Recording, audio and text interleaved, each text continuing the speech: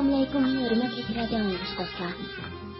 Bugünkü roman anlatı səhifəmizdə Sevgili Canişib xanım yazған Köz yaşıda mənbəlgən zimin namlıq tarixi əslimini oxuşunu davamlaşdırırız. 19 aprel.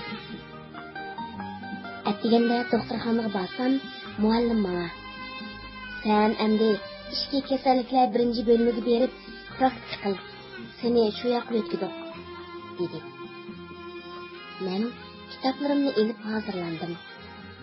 Şu arada Ahmet aka rengi sargaygan, gözleri içe kirgen, özü şundaq uruqlagan bulup, ciddi kayfiyat bilan kirib keldi ve mening kitaplarımni yig'ishtirayotganligimni ko'rib, "Siz nega borsiz?" deb hayron bo'lib so'radi. "Meni ishki kasalliklar birinchi bölümüge yetkazdi. Shu yerga bormoqchi bo'lib turgandim." "Ha, belki bizni biriktirib oldi deb o'ylagan bo'lsa kerak", dedi. Men kitaplarımni ko'tarib mangdim. Palampaydan tushib ketibsam, Ahmet aka meni chaqirdi. "To'xtab turing. Men Maryamga bir parcha xat yozib bersam, bizni qo'lga olib ketgandan keyin pochtani selib o'talasizmi? Siz qiz bola bo'lg'ach, belki sizni qo'lga olmas", dedi. "Mayli, yozib bering. Ketmay qolsam selib o'taman", dedim. "Undaq bo'lsa, siz mushchayda kutib turing. Men hozirla yozib chiqaman", degenicha yugurib ishxonaga kirib ketdi.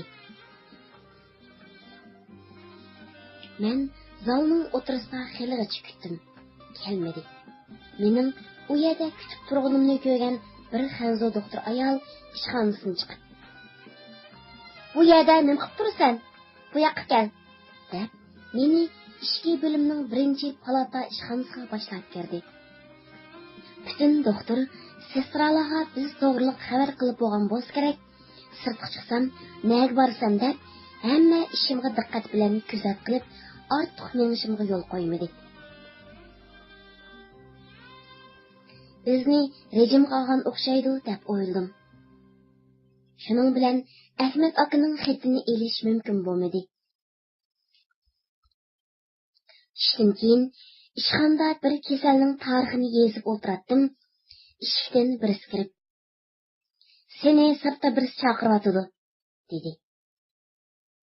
Men chiqsam, ma'muriyat ishxonasining bir kadri kelib turibdi. "Sizni maktab mudiri chaqirdi", dedi.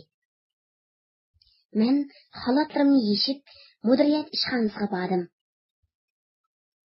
Men bu ishxonaga maktabga kirgandan beri ikkinchi qatim kelishim edi. Ishxona ozoda, pokiz, yo'riq edi.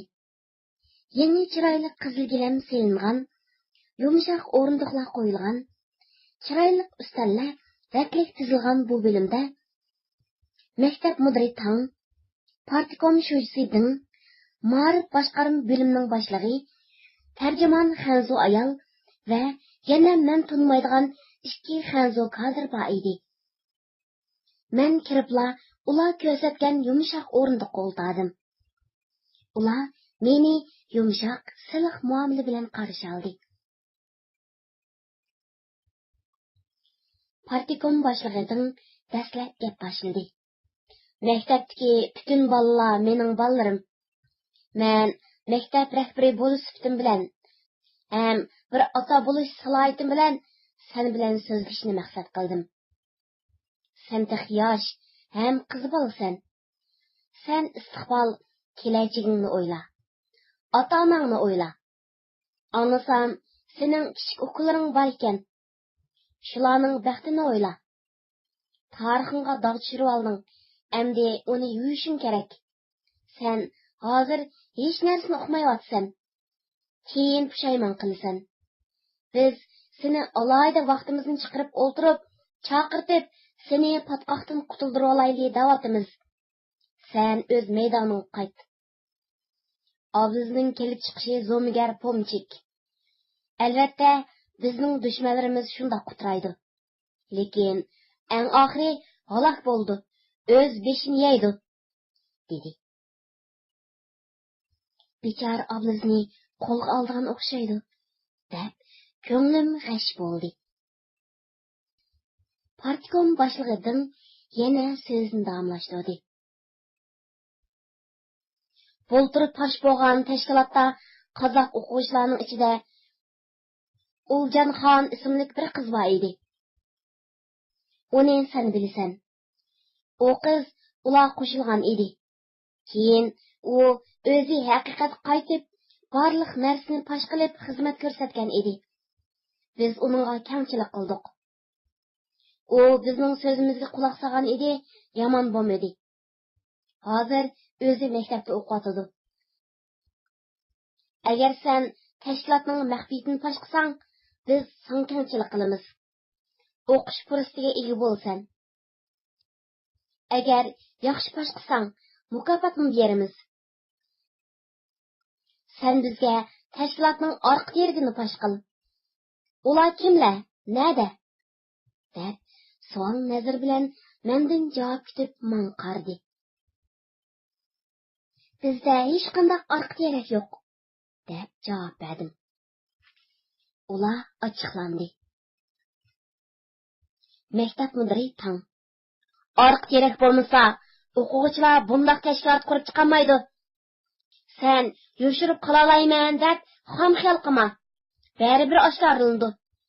Xalq dushmanlari qancha quturg'ini bilan bizning qo'limizga tushdi.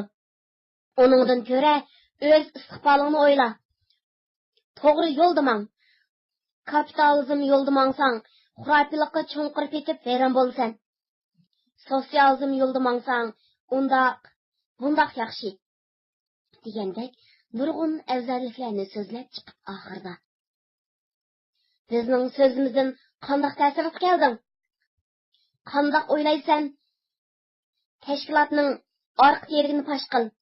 Sana eng yaxshi chiqish yo'li shu, dedi. Men yen desam, bizning orqa tergimiz yo'q. Mening bu izm bilan chatlig'im yo'q. Xalq turmushiga qaysi izm foydali bo'lsa, o'zlari shu yo'lni tanlaydi, dedim.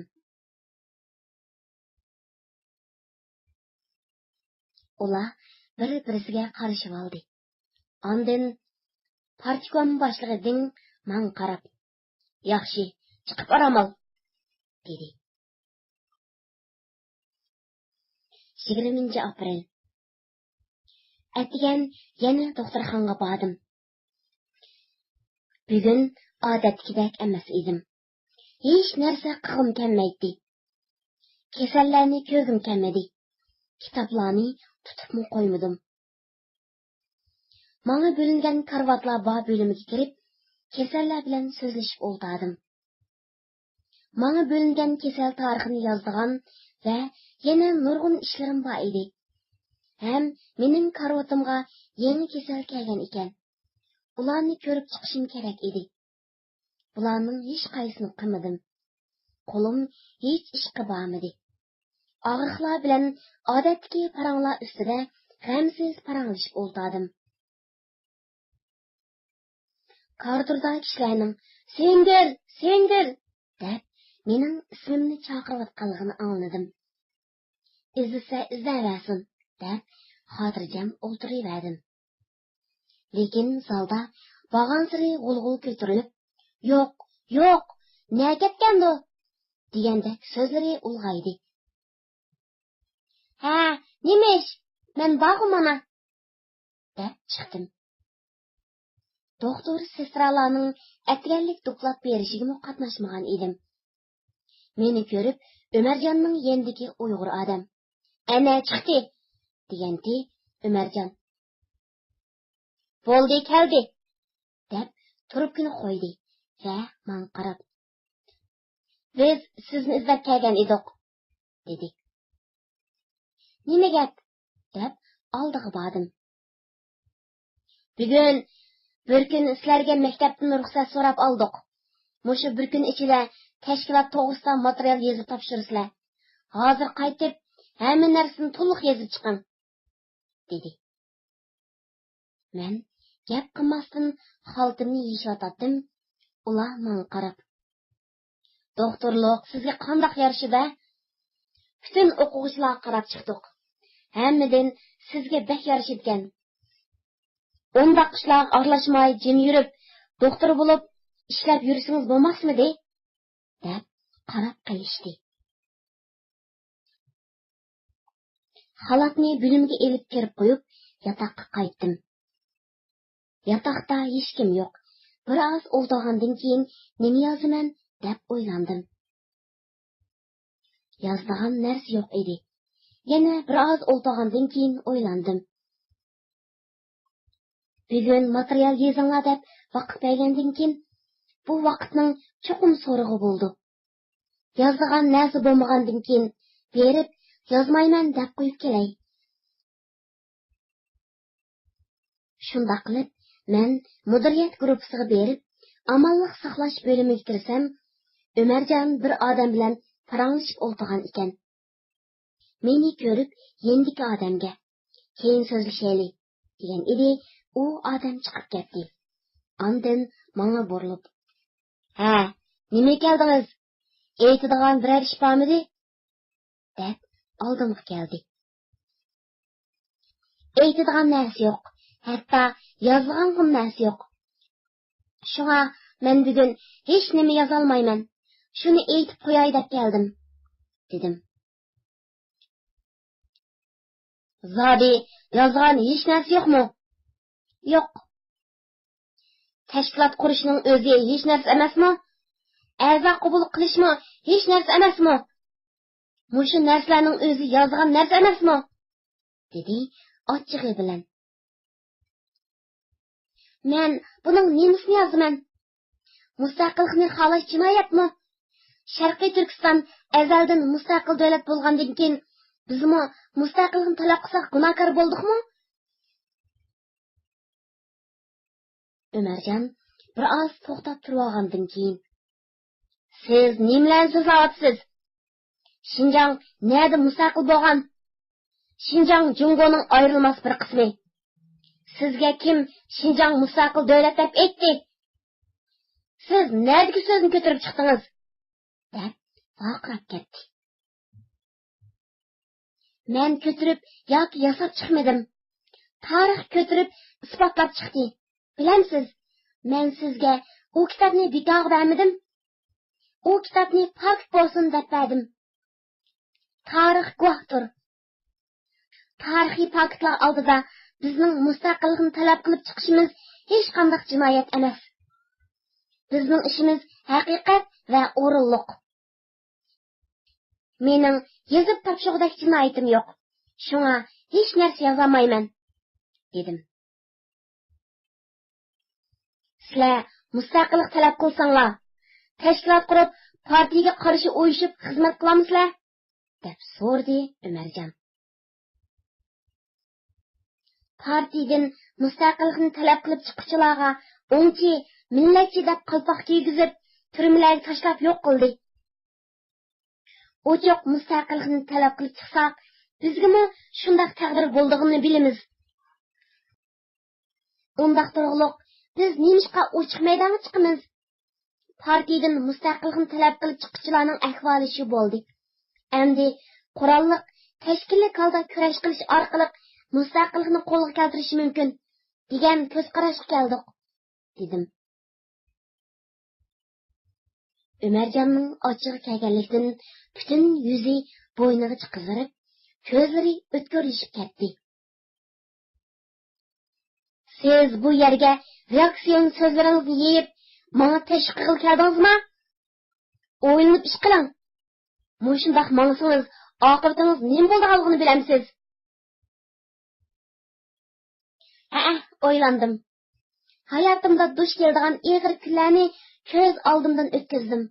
Agar ajal to'g'ri kelsa, qayerda bo'lmasin, uningga hech qanday chora yo'q. Siz bundaq yengil so'zlagan bilan, siz qiz bola ham yosh, beshingizdan og'ir kunlarni o'tkazmak o'ng'ay emas. Siz hozir cho'ng so'zlagan bilan 2 yildan keyin qattiq pushaymon qilasiz, dedi. Umarjonning bu so'zlarini menga haqiqiy chin ko'ngli bilan davatqanligi bilinib turardi. Yo'q, siz xato o'ylayapsiz. Men hargiz pushaymon qilmayman. Chunki men odam o'ldirmadim, kishilarga zulm qilmadim, kishilarga ziyon keltirmadim. Ruhim azoblanmagudek hech narsa qilmadim. Men faqat xalq erkinligi uchun tirishdim. Biz faqat xalq erkinligi, vatanimizning mustaqilligi uchun kurash qildik. Shunga men hargiz pushaymon qilmayman. Balki bundan 10 yoki 20 yildan keyin siz pushaymon qilishingiz mumkin. Siz faqat Xitoy hokimiyati uchun o'z xalqingiz, o'z millatingizni tutib berish uchun ishlayapsiz. Vazifangiz tugaguncha siz yaxshi odam. Vazifangiz tugagandan keyin siz mendami yomon odam bo'lib qolasiz. Xitoylar hech vaqt Uyg'urlarni, Sharqiy Turkiston xalqini o'z qo'li bilan tutmaydi. Faqat sizdek o'zining odamlari bilan tutadi. Voy, nima deb ketyapsiz? Siz menga tashqi qilib keldingizmi yoki o'lim oldida jon talashgandek jon talashyapsiz nima? deb vaqirib ketdi Umarjon. Yo'q, men jon talashayotganim yo'q. Jinoyatim yo'q, qo'rqinchim yo'q, pushaymonim yo'q deb javob berdim va oxirida uningdan so'radim. Siz Uyg'urmi? Ha, mening Uyg'urligim bilan sizning nima ishingiz? Siz Uyg'ur bo'lsangiz, qaysi vijdoningiz bilan o'z millatingizni Xitoyga tutib bersiz? Yuragingiz azoblanmamdi. Oxiri bizni qo'lga oldi. Hech bo'lmasa, ko'nglimdagi so'zlarni qilib olay. Bir kunlarda esi kelib qola deb o'yladim-da, qo'rqmasdan so'zlaverdim. Ham bu so'zlarni u odamga deyalganligim uchun bakmi xush bo'ldim. Xuddi o'chimni og'indek his qildim. Umarjon kutilmagan bu so'zlardan hayron qolgandek men qaradi. Men buning keyindan chiqadigan yomon so'zlarni o'ylab, men sizga deb qo'yay. Men hech nima yozolmayman degan peti chiqib ketdim. Qadrli radio anglag'ich do'stlar, bu tarixiy aslamining davomini keyingi qatimliq roman anglitish saytimizda davomli anglitamiz. Diqqatda bo'lganingizga rahmat. Xayr xo'sh, Xudoga omonat.